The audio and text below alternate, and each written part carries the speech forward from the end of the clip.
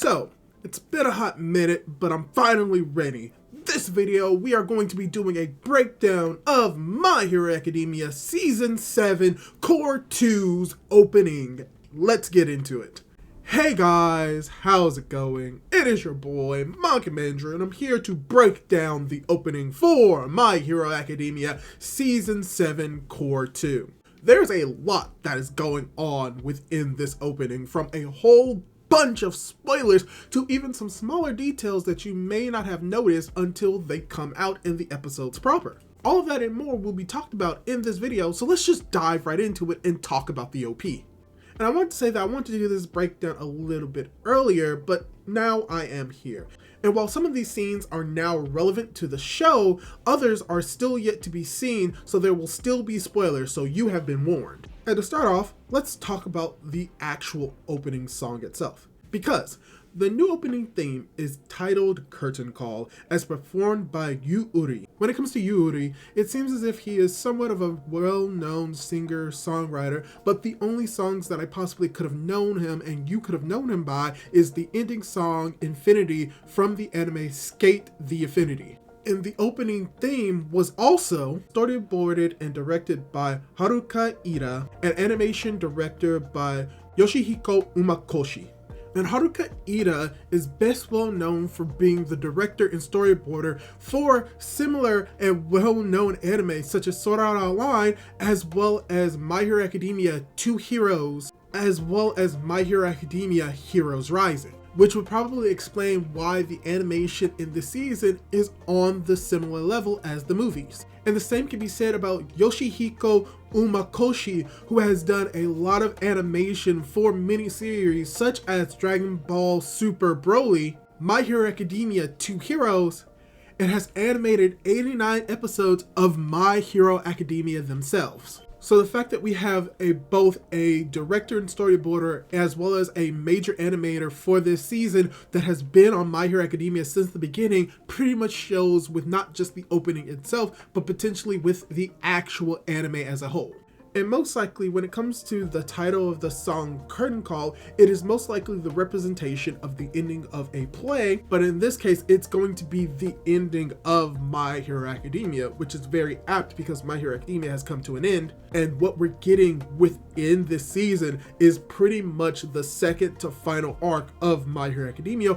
or more or less the ending of Act 3 of My Hero Academia. But to get into the opening proper, the first few seconds of the OP show Deku and Tomura as kids, and this is foreshadowing their fight and conflict towards the end of the manga, as well as inside the Vestige world and how they appear in that world as their younger selves. And from here, we get to see a few images of Deku as well as Tomura changing clothing, and the actual clothing that they're in represents every interaction that they've had in the story, from USJ to the talk that they had before the summer camp arc to their first as well as their final conflict during the first war and now this final war. And what is very interesting about this is that we're actually getting to see a spoiler to Tomura's new form, where we see that he now has a cape potentially made of his own flesh. I say potentially because we don't know if the actual anime will censor that or keep it as is like it was in the manga. But also within these set of scenes, we also get to see the buildings in the background being destroyed, just showing the destruction that their fight will bring, but also see some locations that are important to both of the characters, Deku and Tomura, where we get to see Tomura's family home, which very much has a strong tie to who Tomura is and why he became a villain, as well as UA, as well as the bridge where we first saw Deku see the fight between the giants and the heroes in chapter 1 and episode 1 of the manga and anime respectively. But from here, we do get the My Hero Academia title with rain falling behind it, setting up the atmosphere that is going to perpetuate the rest of this season and showing it will be raining the entire rest of the war, just setting the gloomy and depressing atmosphere which comes with the fighting that we're going to be seeing. But with that, the next scene is actually showing a younger version of All For One on top of a building, just showing his control and influence, as well as hinting and foreshadowing to the flashback that we will most likely be getting, if not in this season, within the next season, of All For One's past and his manipulation of Tomura as well as his origins. But as a flip side to that, we also get to see a scene of All Might and his moment in Camino where he's about to give the "You're next," as well as his inspirational speech to Deku. And we see that both of these scenes of just All For One and All Might smiling are different because they are smiling for different reasons, really showing off their characters perfectly. But from here, this is where we get into the more bulk of the spoilers for what's to come within the season, where the next scene is showing Toga hunched over and hiding her face in between her legs with a sad expression on her face as Uraraka is looking up to see her. And this scene is hinting at their final fight and the conflict that Uraraka has to overcome, as well as what's very minute in this scene as we get to see the younger versions of Toga and Uraraka representing their feelings, but the young Uraraka looks to their left at the young Toga as showing how Uraraka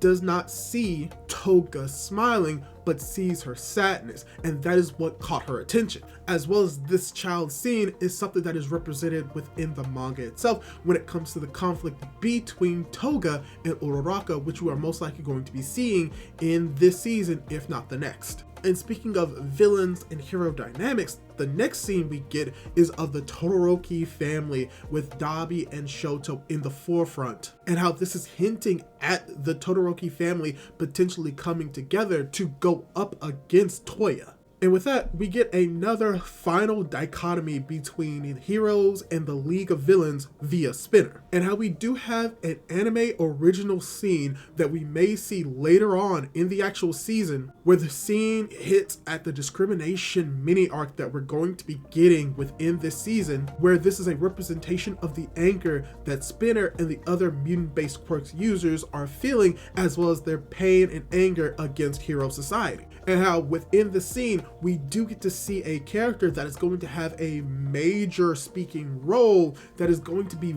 very twisted when we get to it in the anime, especially when it involves Rocklock. But something else that is interesting about this scene is that we get to see a depiction of Shoji, which is hinting at his flashback, as well as we see a spoiler of Shoji's face, as well as his mask being removed, which is revealed within the actual confrontation with Spinner. And this isn't the only time we actually see Shoji's face revealed, because we see it later on at the end of the OP.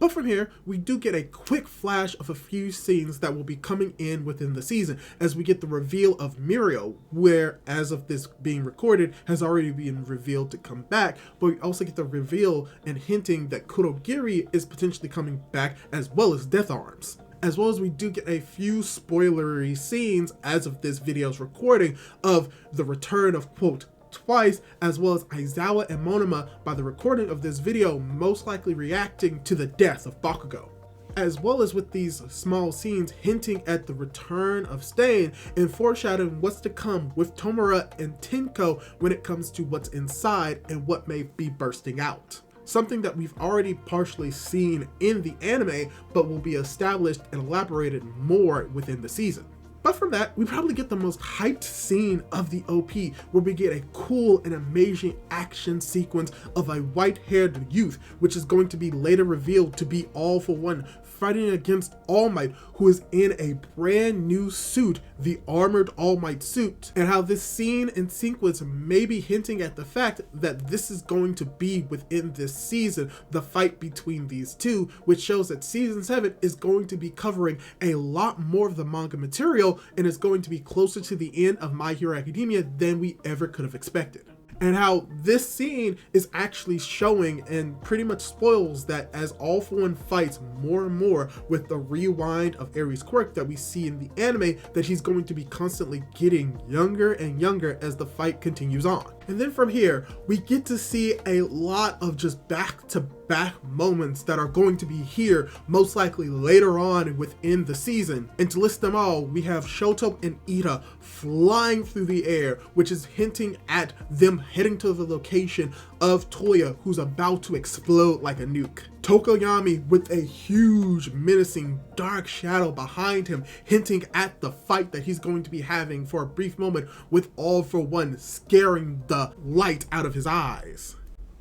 As well as a slight moment of Mina potentially hinting at the fact that she's going to have a interaction and a fight with Gigantomachia, overcoming her fear.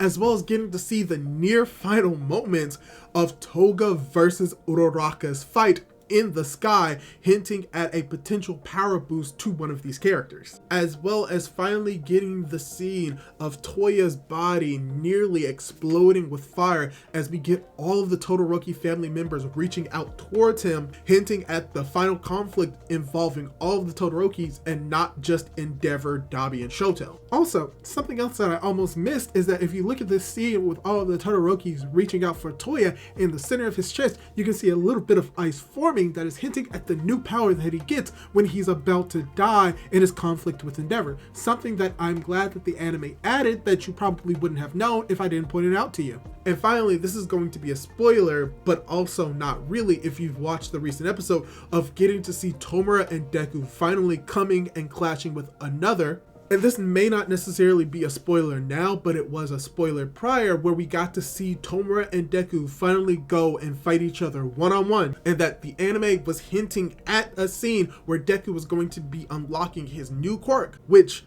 they could have expanded upon more in the opening, but decided against it as we get to see more of what Gear Shift looks like in the anime, and it wasn't spoiled in this actual OP, but yet the scene itself was not exactly the same, but was even better. So it was hinting at the scene that we were going to be getting in the anime without revealing Gear Shift, Deku's new quirk. But now we're getting the final scene showing Deku running in a white void that is hinting at the major and potential final moments of Deku finally confronting Tomura in the Vestige world, as we see images of Class 1A and the students happy, which could be symbolic of Deku doing this for them, but also ignoring them, as his main goal is to actually go up against and potentially save Tomura. As well as each of the scenes are representing the characters that are important to him in order, as the final scene are showing the more prominent characters in the story before Deku finally meets up with Tomura. And as we get this moment, we see the final moments of the war being spoiled in the opening,